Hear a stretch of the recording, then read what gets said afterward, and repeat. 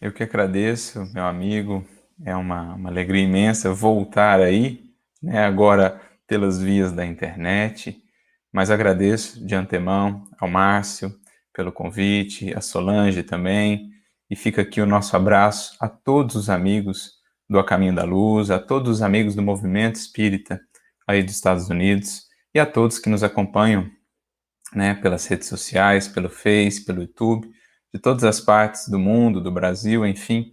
É uma alegria essas possibilidades, esses poderes do Espírito que hoje temos, como lá atrás, né, o Cristo falou para Paulo, na época os poderes do Espírito que ele possuía eram as cartas. Foi assim que ele iniciou o movimento daquelas cartas inesquecíveis às primeiras comunidades cristãs. Hoje, graças a todo esse progresso, os poderes do Espírito se ampliaram. Nós temos essa possibilidade de interagirmos, de estarmos assim mais próximos, mesmo à distância. Então, é uma alegria estarmos aqui, que Jesus possa nos inspirar, nos iluminar a mente, o raciocínio, mas também possa nos trazer aí água viva para o nosso coração, para que a gente tenha momentos proveitosos, para que saiamos desse momento de reflexões, né, de interação aqui, um pouquinho melhores, um pouquinho mais inspirados e dispostos à caminhada com Cristo, mesmo quando os horizontes se fazem um pouco mais desafiadores, que a gente consiga manter bem acesa a chama da esperança e a firmeza da nossa fé com o Cristo. E justamente aproveitando as circunstâncias que todos nós vivemos, né, nessa prova coletiva de caráter global, nós temos falado muito nesses dias, no material que temos divulgado pelo NEP Paulo de Tarso, através dos recursos da internet, nós temos sempre voltado a esse tema, a esse assunto, por julgarmos que se tratar de um assunto muito importante, realmente imprescindível, nesses momentos em que muitos corações, muitas consciências acabam pela invigilância, né, pelo medo, pelo desespero, descendo a essas faixas de sintonia, faixas essas que de fato não nos edificam, faixas que acabam muitas vezes nos levando a um estado interior, né, um estado íntimo de desarmonia, de desequilíbrio, justamente por estarmos assim associados a essas faixas mentais, como citávamos, do medo, do desespero, da desesperança. E aí alia-se a isso, né, as outras problemáticas que por vezes surgem em circunstâncias como essa, por exemplo, quando somos convidados a uma convivência mais direta no lar, mais intensa, por vezes, se não estamos ali muito bem dispostos, abertos, no clima da gentileza, da ternura e da fraternidade, muitas vezes essa convivência acaba alimentando ali certa irritabilidade, certos processos de agressividade verbal. Então, uma série de outros fatores, né, nesse âmbito também de um mundo muito polarizado, a gente acaba entrando em disputas, fugindo ao diálogo, que esse sim seria edificante. Então, cria-se, de um modo geral, uma psicosfera prejudicial, uma psicosfera coletiva, para a qual precisaremos estar atentos para conseguirmos, né, pacificar-nos internamente, para não nos deixarmos arrastar ou levar por essa psicosfera que se forma, de um modo geral, assim, pelo número de corações que acabam descendo a essas faixas, para que consigamos manter serenidade, calma, harmonia, portas adentro do coração, em nosso ser e em nosso mundo interior, para que consigamos também, a partir dessa estabilidade, auxiliar, amparar aqueles que convivem conosco, aqueles que estão convivendo mais diretamente, como também à distância. Somos convidados em momentos como esse, e como nunca, a meditar no impacto dessa nossa influência à distância, uma vez que sabemos o espírito tem como um de seus principais atributos o pensamento. E para o pensamento não existe aí espaço ou distância para que essa sua influência possa alcançar a outros corações. Então, nesses momentos, somos convidados a olhar com muito critério, com muito cuidado para o nosso pensamento, para a nossa mente, para analisarmos como temos estado e como temos influenciado os outros. A que estados temos levado os outros a vibrar também. Então, esse é um papel que nos cabe enquanto seres conscientes da realidade espiritual, né? Criarmos essa solidez, criarmos esse equilíbrio interior para também contribuirmos com a espiritualidade amiga, com a espiritualidade superior, no sentido de criarmos, irradiarmos também um clima de paz e de equilíbrio. Por isso, para voltarmos a esse assunto e mergulharmos aí em reflexões importantes a esse respeito, nós selecionamos uma mensagem do benfeitor Emmanuel. Mensagem que vai justamente nos conduzir para esse rumo, ou a este assunto, que está lá no livro Pão Nosso, no capítulo 177, já no finalzinho do livro, e o título é Guardemos Saúde Mental. Então, a nossa proposta nessa tarde é refletir do ponto de vista espiritual, da perspectiva espírita, entendendo, né, esses conceitos-chave, ou acrescentando à nossa reflexão esses conceitos-chave de mente, espírito, pensamento, fluidos, sintonia, como entender, então, dessa perspectiva e com esses conceitos, a ideia que o Espiritismo vai nos transmitir de saúde mental. O que é essa saúde mental, como consegui-la, como cultivá-la. Entendendo que, em verdade, a mente é propriamente onde de fato nós vivemos, onde de fato nós habitamos, onde de fato se processa a nossa evolução. Quando lembramos lá já, por exemplo, no livro No Mundo Maior, nos capítulos 3 e 4, quando Calderaro dialoga ali com André Luiz acerca daquele conceito muito profundo, muito interessante da casa mental. E ele vai nos dizendo ali que ela é formada basicamente por 3 andares, né? Uma mesma casa com 3 andares, um porão, um térreo e um primeiro andar, digamos assim, e que, em verdade, cada um desses andares representa digamos assim, um tempo do espírito. Né? O porão, por exemplo, representando o subconsciente, é o nosso passado, o que nós já desenvolvemos, o que nós já conquistamos, ali estão os hábitos, ali estão os automatismos.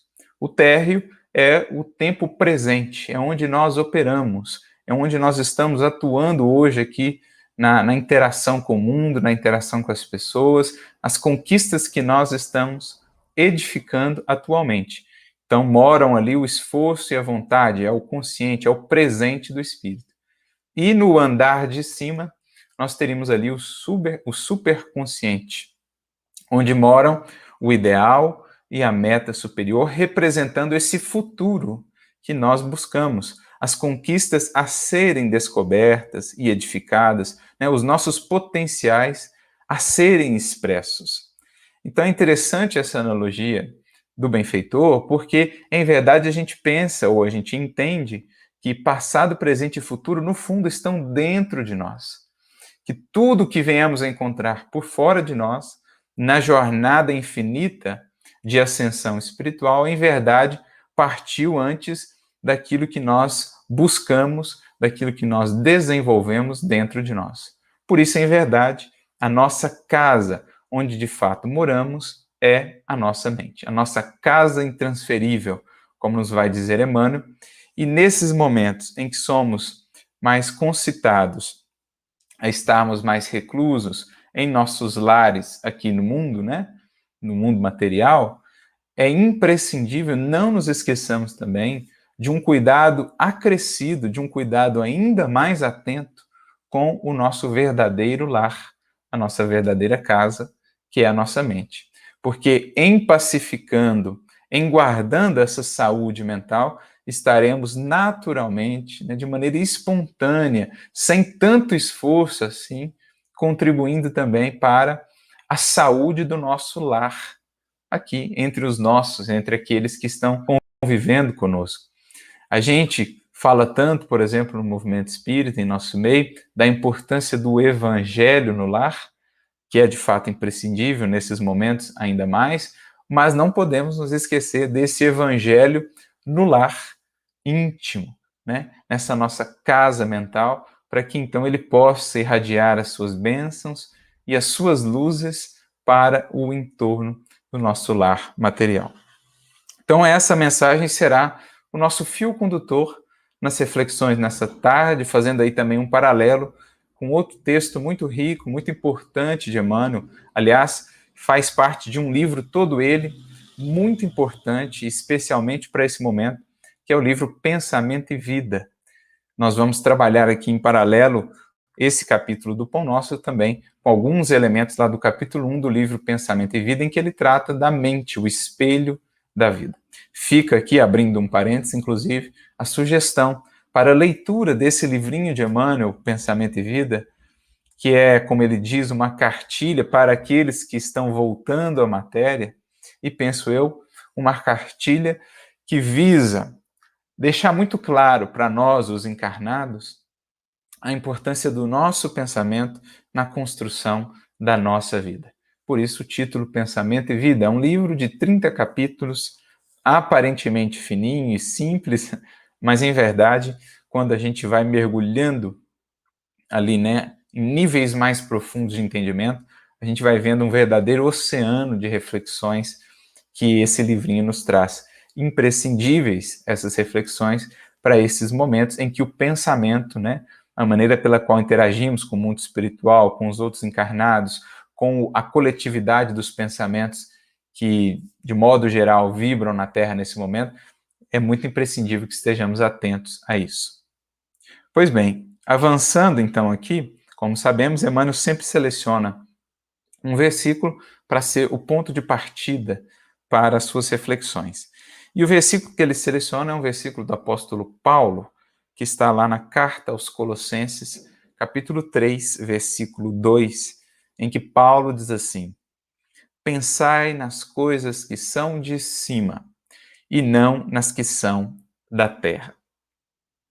Uma coisa que temos aprendido com Emmanuel, principalmente, um espírito aí que se dedicou muito a esse resgate, né, do apóstolo Paulo, das cartas, por exemplo, de Paulo.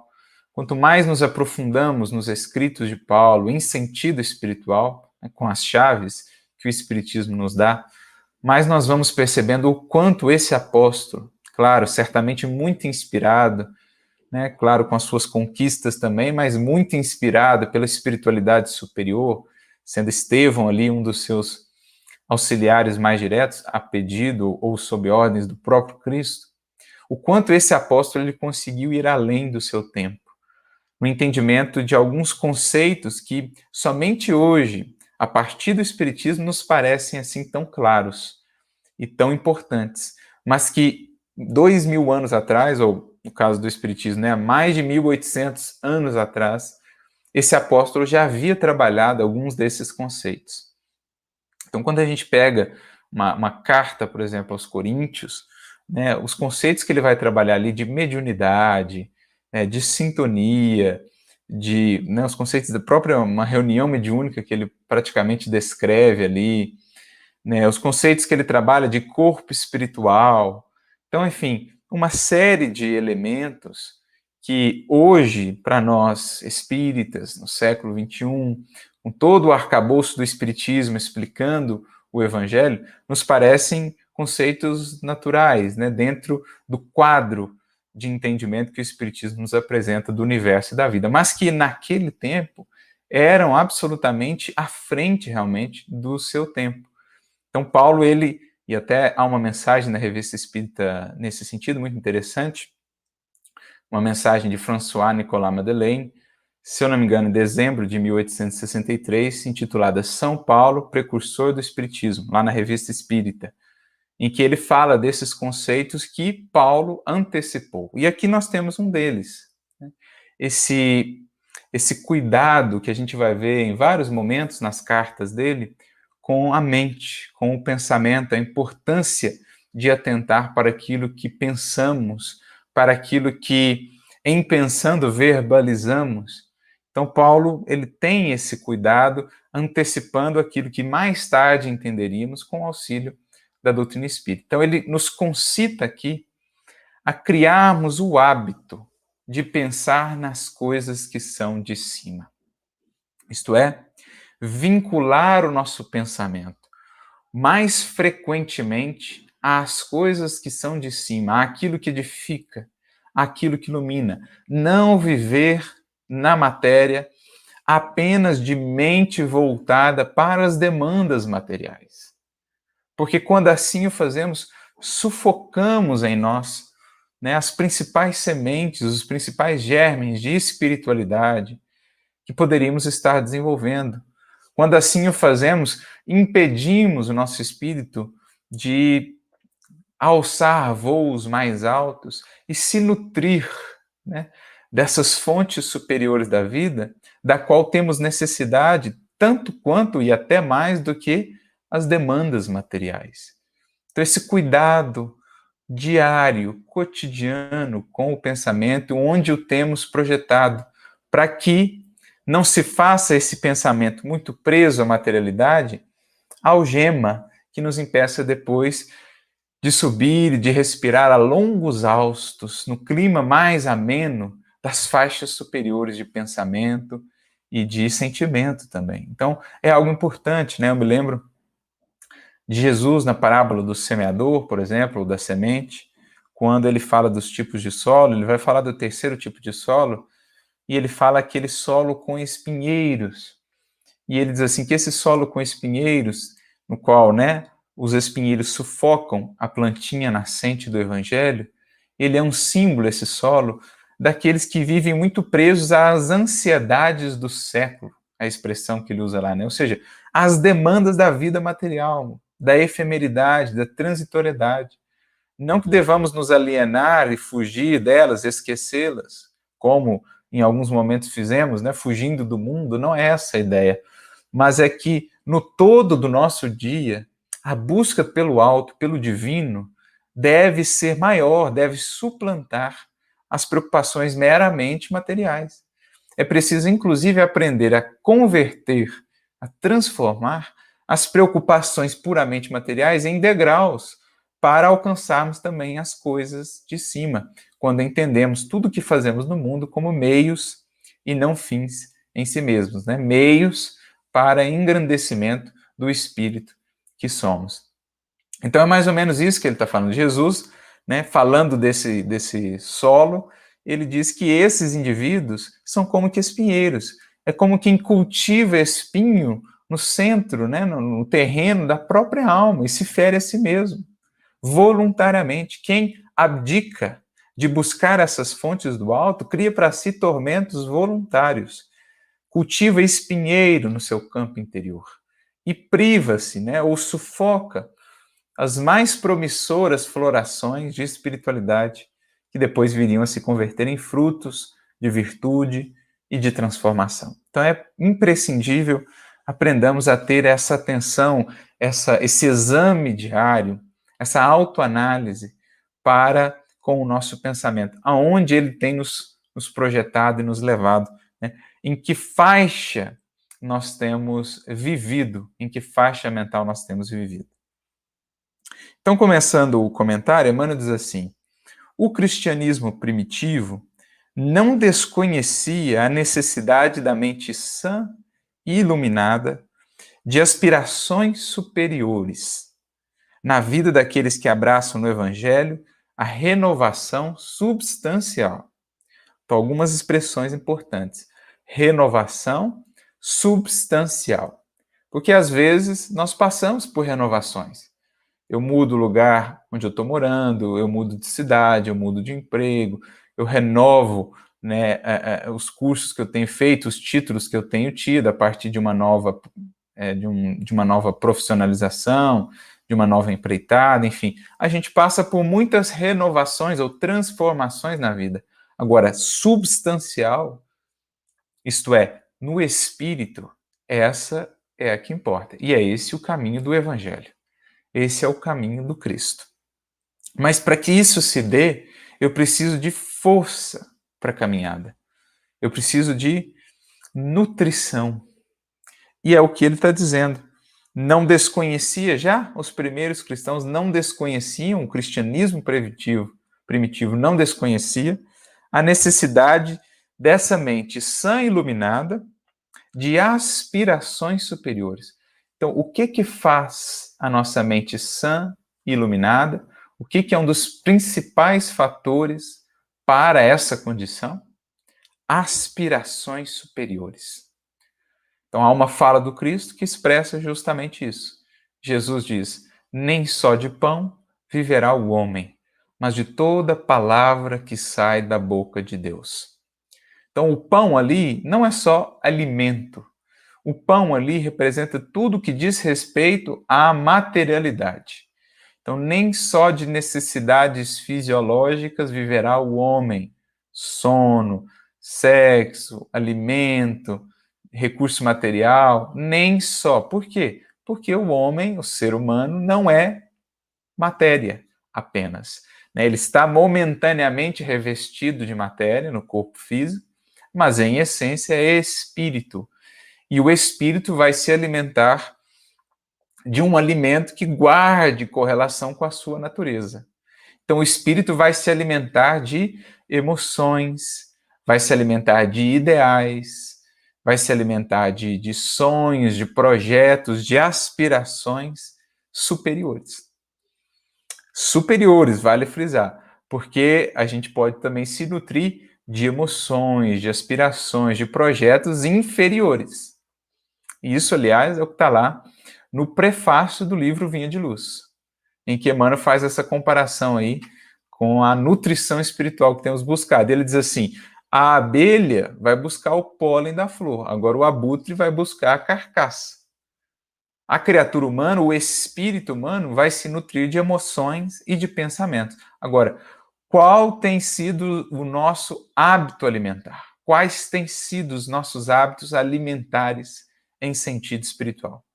Aspirações superiores, ideias nobilitantes, emoções que nos elevam, ou temos estado presos aos hábitos viciosos milenares, nutrindo-nos aí de maledicência, nutrindo-nos aí de calúnia, de agressividade, de ódio.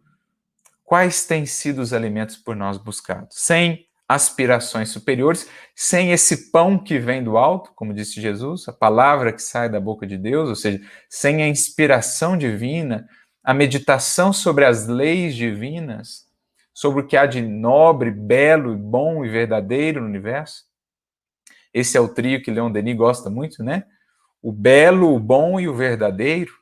Sem buscarmos isso, não há paz, não há saúde mental que persista, que se mantenha, não há mente que se mantenha sã e iluminada.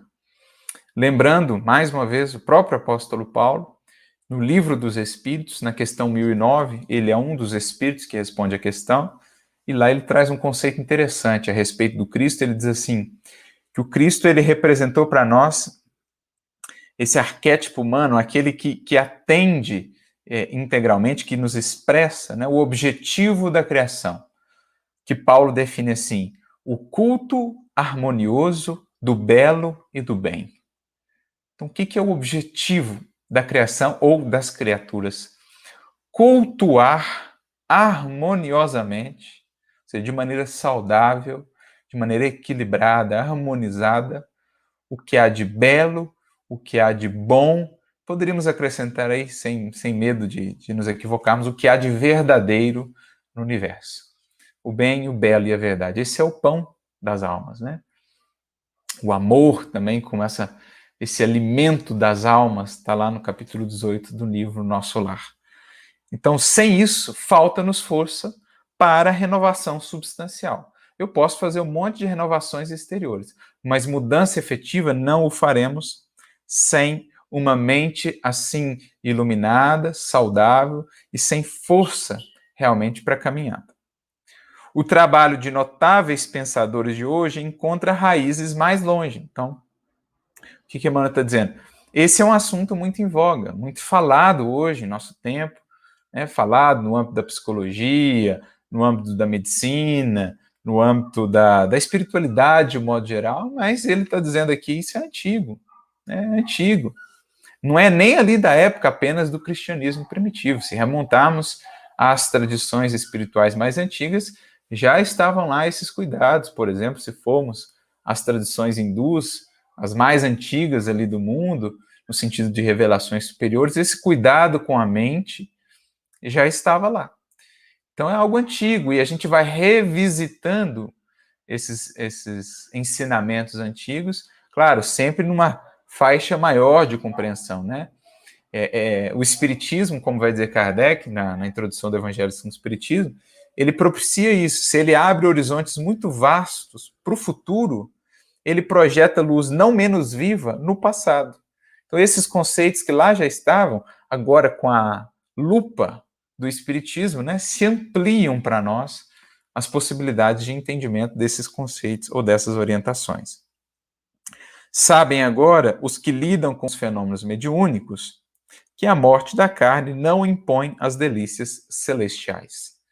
Então, o quadro da vida espírita que a doutrina nos apresenta é tão claro, né, nas consequências das nossas posturas, dos nossos atos aqui, no que elas representam do lado de lá para nós, é desenhado com tanta clareza, com tanta lógica, né, com tanta lucidez esse quadro da vida espírita, que ele se torna quase que palpável para nós. Não resta nenhuma dúvida, né, sobre o que é de fato essa solidariedade entre a vida aqui enquanto encarnados e a vida enquanto desencarnados.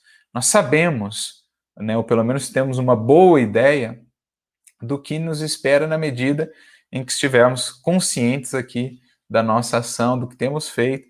A gente sabe das repercussões do que fazemos aqui em vida encarnada na vida dos desencarnados. Então, os próprios espíritos são aqueles que vieram nos dizer como se processam as coisas por lá, qual era o seu estado, qual era a sua condição e o porquê estavam naquela condição. Quando não conseguiam descrever muito bem, os espíritos superiores explicavam aquelas condições. É o que nós temos, por exemplo, no livro Céu e Inferno, né, uma obra fantástica de Kardec, especialmente ali na segunda parte, em que ele traz esses exemplos de espíritos nas mais diversas condições.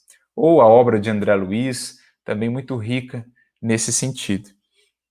Então, nós sabemos que na transposição do pórtico da morte, né, do túmulo, não há ali metamorfose milagrosa, não há imposição de delícias celestiais, né, não há teletransporte para uma região de bem-aventurança, nem tampouco há um local de tormentos eternos, há simplesmente uma materialização, digamos assim, uma concretização, melhor dizendo, do que já estava em nós. O mundo espiritual é qual um espelho refletindo aquilo que vai na nossa mente, né? Ele vai mostrar para nós aquilo que já estava dentro de nós, ou a ambiência em que já vivíamos, mesmo antes de desencarnar.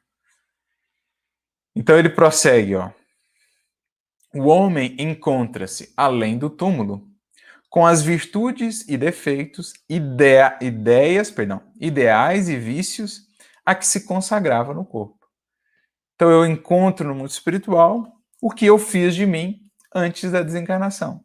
Então a morte, ela simplesmente é um processo de retirada, digamos assim, né, de mergulho mais íntimo em mim, para retirada desses elementos que acumulei internamente, né? Vícios ou valores, ideais nobres ou ideias, pensamentos inferiores. Há uma exumação, vamos dizer assim, né? Há uma extração do conteúdo psíquico interior da criatura nesse processo de transição para a vida espiritual. Aliás, há um capítulo muito interessante do livro Pensamento e Vida que ele vai tratar, Emmanuel, justamente sobre isso, sobre o processo ali da morte ou da desencarnação, como essa grande reveladora, né? A morte é uma grande reveladora por excelência. Eu me lembro de uma frase de Eurípides Barçanufo que resume muito bem isso.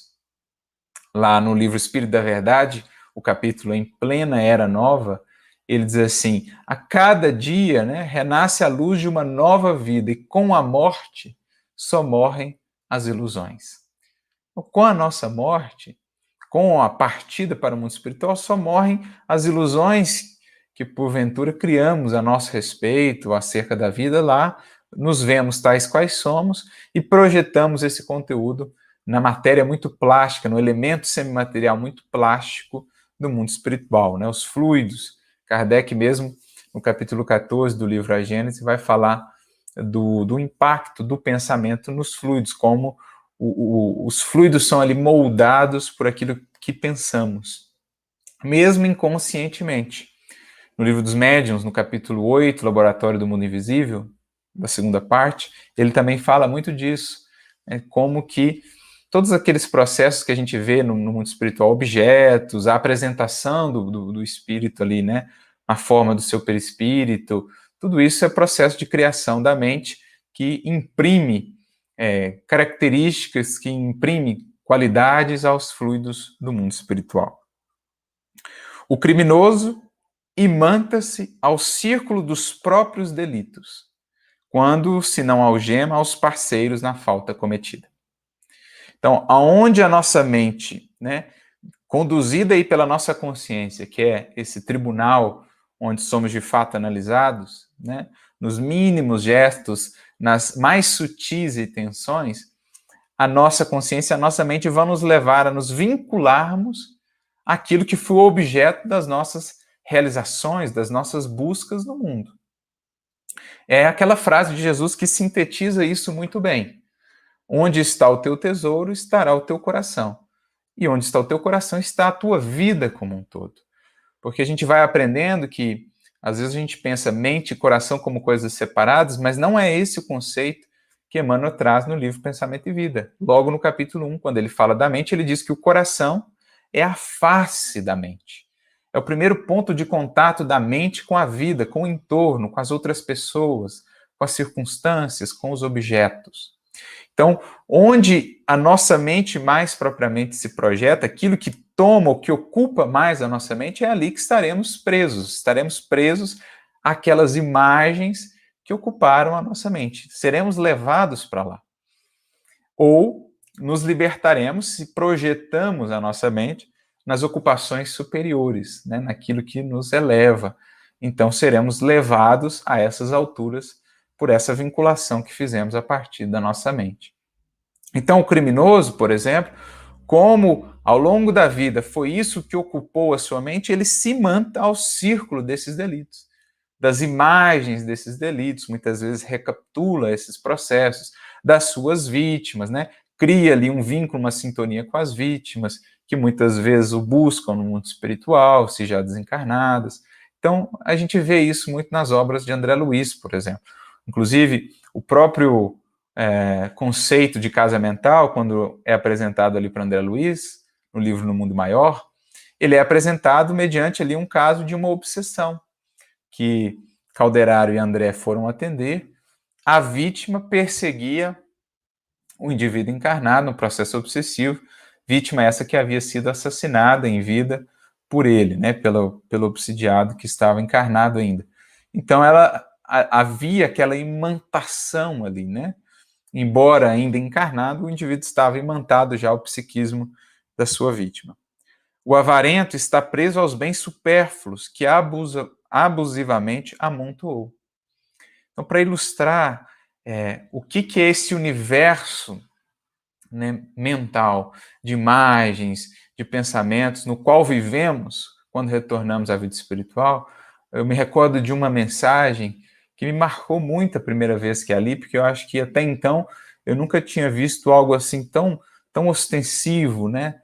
tão descritivo do que é esse processo de fixação mental e como a gente de fato vive no universo que a nossa mente cria ou naquilo que foi o que cultivamos em nossa mente ao longo da vida, ao longo da nossa jornada. Essa mensagem está no capítulo 16 do livro Instruções Psicofônicas, né, uma psicofonia através do Chico, se chama Amarga Experiência. É o relato de um espírito que era um desse, avarento, né, que havia se prendido, quando encarnado, excessivamente aos valores monetários, à busca do ouro, e o que ele experimenta depois, quando cruza os pórticos do túmulo, é muito descritivo, é impactante, mas nos mostra aquilo que os espíritos nos dizem, que é esse poder criador da mente, e a importância do cuidado com essa saúde da mente, com a sua iluminação, para que em voltando à vida maior possamos encontrar os reflexos dessas luzes que soubemos, né, guardar e cultivar em nossa casa mental. O vaidoso permanece ligado aos títulos transitórios. O alcoólatra ronda as possibilidades de satisfazer a sede que lhe domina o centro de força. A gente vê os relatos de André Luiz, o processo de vampirização, quando o indivíduo se vincula a um outro encarnado que o permite, ainda que muito pobremente, né, usufruir daqueles fluidos aos quais ele se apegou, aos quais ele vinculou a sua mente, o seu organismo quando em vida, e que ele ainda sente aquela sede devoradora a consumi-lo por conta dessa fixação mental. Então, Emmanuel sintetiza, né? Quem se apaixona pelas organizações caprichosas do eu, o eu aqui, na obra de Emmanuel, de um modo geral, representa esse ego, né? Inconsciente, esse ego que não está consciente da vida maior, que se prende apenas nos seus caprichos inferiores, nas paixões. Então, quem se prende pelas organizações, ou melhor, quem se apaixona a essas organizações caprichosas do eu, gasta longos dias para desfazer as teias de ilusão em que se lhe segrega a personalidade.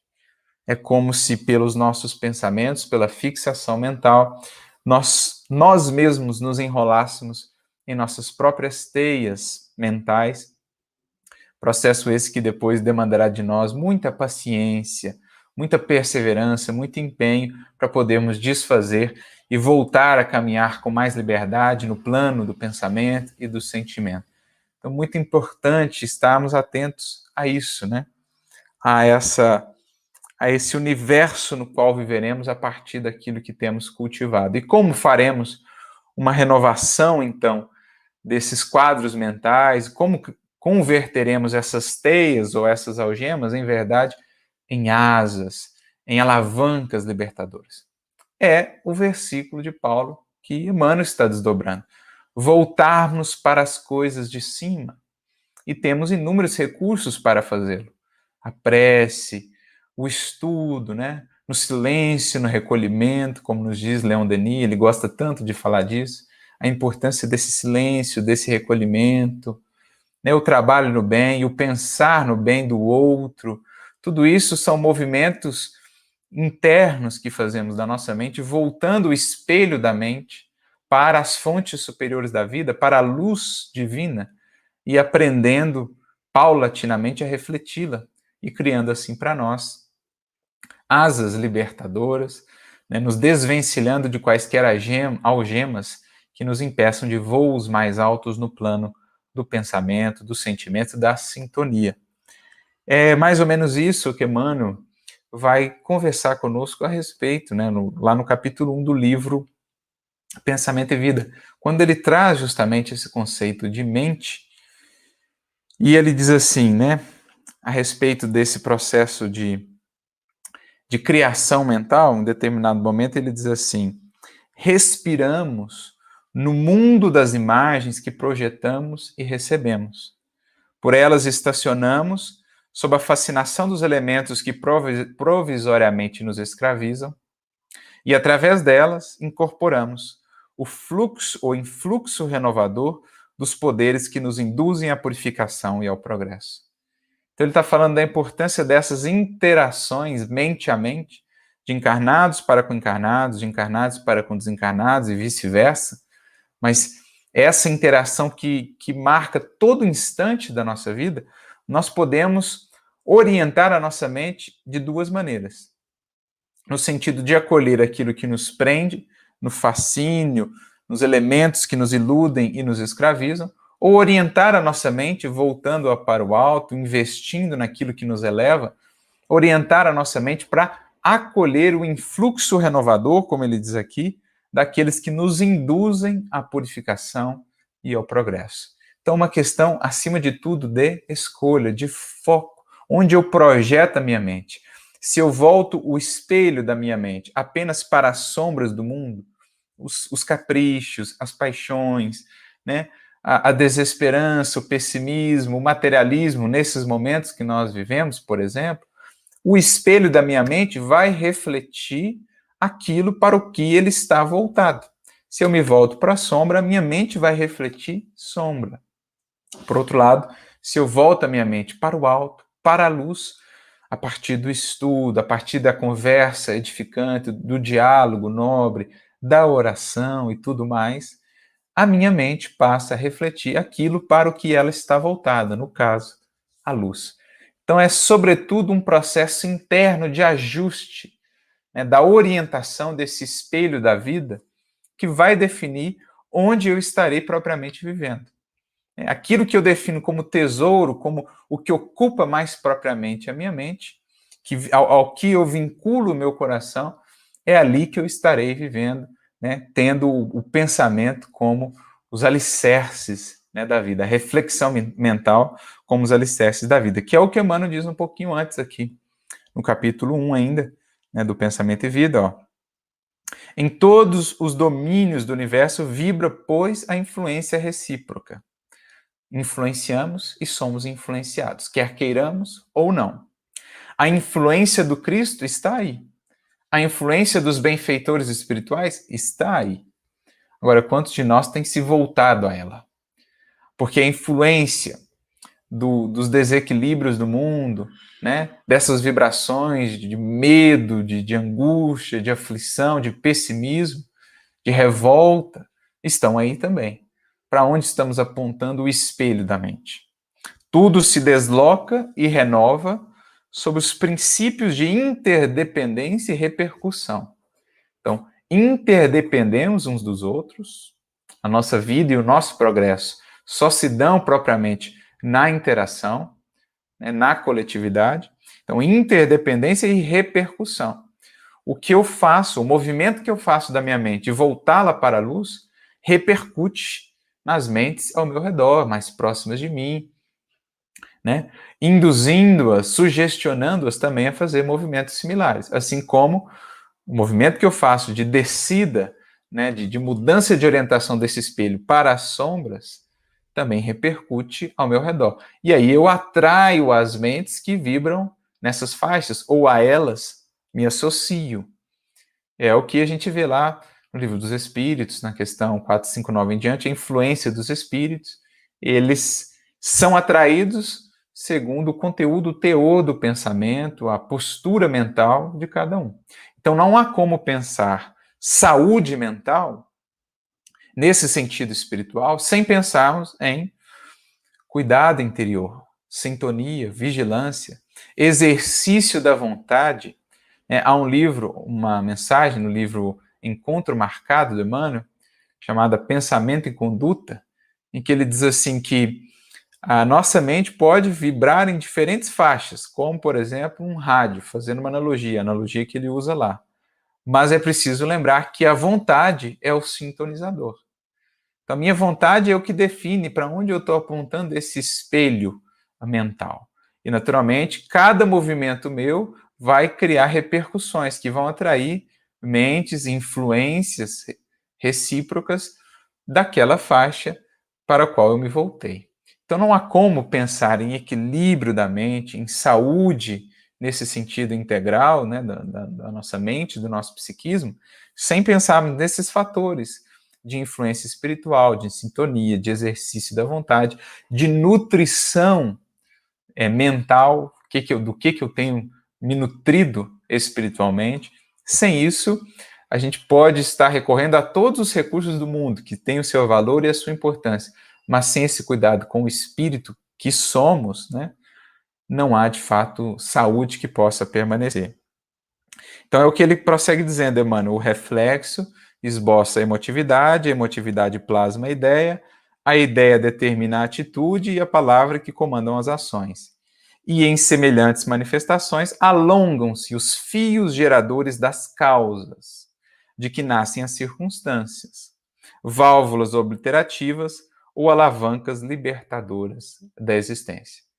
Então, a partir dessa interação da minha mente com o entorno, com os outros, né, gerando esses reflexos, a partir disso eu tenho as emoções, essas emoções vão gerar ideias, ideias que vão comandar palavras e atitudes que, por sua vez, vão definir o destino, né? As causas geradoras ali dos efeitos, dos destinos, que vão ser válvulas obliterativas ou alavancas libertadoras.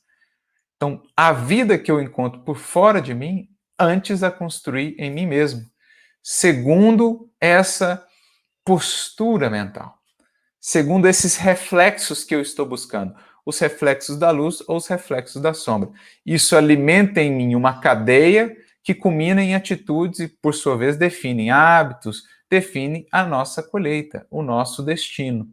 Então, a minha vida, efetivamente, se processa, antes de mais nada, em mim. Tudo que venho encontrar por fora antes existiu dentro de mim. Por isso o pensamento é, por excelência, criador, é o símbolo, né, da criação em si mesmo. Porque tudo que vem à existência um dia existiu antes no pensamento de um ser ou de alguém. Então, é mais ou menos esse o processo, que é o que Emmanuel vai seguir dizendo lá na mensagem do livro Pão Nosso. Ele diz: o programa antecede o serviço e o projeto traça a realização. Então, se eu quiser de fato renovar caminhos e as minhas experiências na vida, aqui enquanto encarnados ou além, não posso fazê-lo, não chegarei a fazê-lo, se antes eu não atuar no programa, se antes eu não atuar nas bases, se antes eu não atuar no projeto que vai definir a realização. E tudo isso está em mim, na minha mente, na minha postura mental. Projeto este que está também na minha alçada, né, ou é da minha alçada, modificar, alterar. Existem inúmeros recursos para fazê-lo. E um dos principais é justamente esse. Pensemos nas coisas que são de cima. Investamos na nutrição da luz. Né? Acerquemos o nosso coração do coração do Cristo a partir da interação com o Evangelho. Deixemos-nos conduzir, deixemos-nos embalar por aquilo que chega do alto, o amor e a misericórdia que descem e nos alcançam e nos chamam também a subir em espírito e em verdade, nos testemunhos, na exemplificação daquilo que temos aprendido. Isso é renovação de fato. Né? A gente pode, às vezes, mudar muitas coisas exteriores, né? Mudar as nossas ações ou dar a elas uma cor assim muito bela, mas se não mudarmos lá o projeto, se não mudarmos o esboço que está lá no coração, a intenção que de fato está movendo toda essa cadeia, não estaremos de fato passando por uma renovação substancial. E ele prossegue: o pensamento é energia irradiante. Espraiemo-lo na terra e prender-nos-emos naturalmente ao chão. Elevemo-lo para o alto e conquistaremos a espiritualidade sublime. Jesus diz isso de outra maneira no Evangelho. Ele diz assim: ajuntai para vós tesouros no céu, onde a traça não consome, a ferrugem não destrói, o ladrão não rouba. Não ajunteis apenas tesouros na terra. Ou seja, quais são os nossos principais projetos de vida, o que tem movido o nosso coração, a nossa mente, o que tem ocupado mais comumente o nosso pensamento. Esses são os nossos tesouros, é aquilo que nos move, que nos faz caminhar todos os dias. Aonde eles estão projetados? Apenas no pó do mundo? Ou estão projetados lá, nas esferas superiores, né? Nos horizontes mais vastos da vida que o Espiritismo e o Evangelho nos abrem?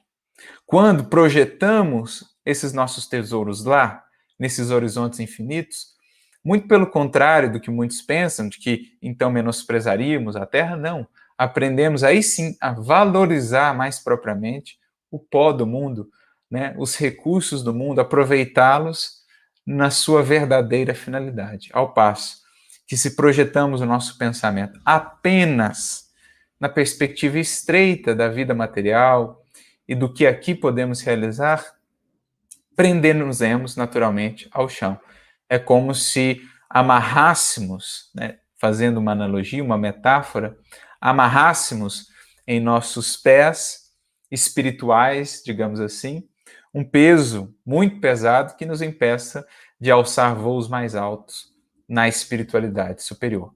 Ao passo que, se lançamos a nossa âncora lá nas esferas mais elevadas, nas faixas superiores da vida, então teremos com que subir até lá, o nosso próprio coração há de nos levar até lá. Então é isso que Emmanuel está dizendo, né? O pensamento, ele se projeta, e ali nós vivemos. Se o projetamos na terra, apenas prender-nos-emos ao chão. Se o projetamos no alto, se o voltamos para o Cristo, naturalmente nos elevaremos conquistando a espiritualidade sublime. Nosso espírito, conclui ele, residirá onde projetamos os nossos pensamentos, alicerces vivos do bem e do mal. Então, os alicerces da nossa vida, do bem e do mal, do equilíbrio ou do desequilíbrio, da paz ou da inquietude, da harmonia ou da angústia, esses alicerces vivos residem ou estão ali associados aos nossos pensamentos. Nós residimos sob as bases construídas por aquilo que pensamos. Por isso mesmo, dizia Paulo sabiamente, pensai nas coisas que são de cima. Então, eis a reflexão muito interessante que Emmanuel nos traz acerca dessa saúde mental que nos cabe cultivar em momentos de desafio como os que vivemos. Muito importante, aprendamos a cultivar agora, como nunca, o cuidado, o zelo, a higiene dessa nossa casa mental, por vezes assim tão esquecida. Lembrando lá a passagem muito simbólica da cura do cego de Betsaida, em que Jesus diz para ele, vai, volta para a tua casa, mas não entre na aldeia. Como dizíamos, nós todos vivemos em determinadas faixas de pensamento e ali temos os nossos vizinhos, aqueles que convivem conosco nessa mesma faixa, é a nossa aldeia. Muitas vezes temos vivido em aldeias que nos levam ao desequilíbrio, à desarmonia, e para que o Cristo de fato nos cure, nos restitua a visão, a clareza de raciocínio, a visão abrangente que nos permita cultivar a esperança, a fé, mesmo em meio à luta, é preciso que saiamos dessas aldeias, como o Cristo fez com o cego de Betsaida, saiamos dessa aldeia e depois possamos voltar à nossa casa, mas não àquela aldeia. Outras aldeias, outras faixas de pensamento, sem nos descurarmos da nossa casa mental, que conjuga aí sentimento e raciocínio, sentimento e razão na composição daquilo que é a mente. Nesses momentos, investamos, portanto, na prece, em todo momento de aflição, de desespero, volvamos o nosso espelho. Aliás, essa definição de prece ou de oração de Emmanuel, lá no capítulo que ele trata disso, no Pensamento em Vida, voltar o espelho da mente para as fontes superiores da vida.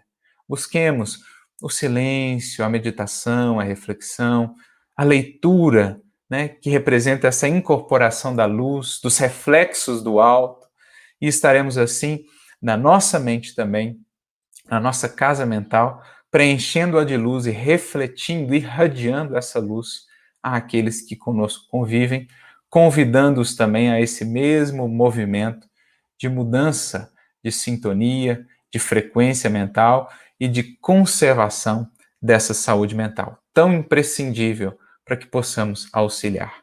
Para que o Cristo nos possa utilizar, é preciso que estejamos minimamente bem, minimamente equilibrados, para sermos em suas mãos instrumentos fiéis, para entoarmos, através do seu trabalho, né, do seu amor, o cântico da boa nova no mundo, o cântico da esperança, o cântico da fé. Sigamos, portanto, cuidando dessa nossa casa, investindo em saúde, nessa saúde que transborda, que transcende e que contagia, e que também balsamiza aqueles outros que ainda não têm conseguido se harmonizar. Eram essas as nossas reflexões. Que Jesus abençoe, ampare, inspire a todos vocês muita luz, muita paz e sigamos pensando nas coisas que são do alto, na luz que jamais cessa e que jamais falta.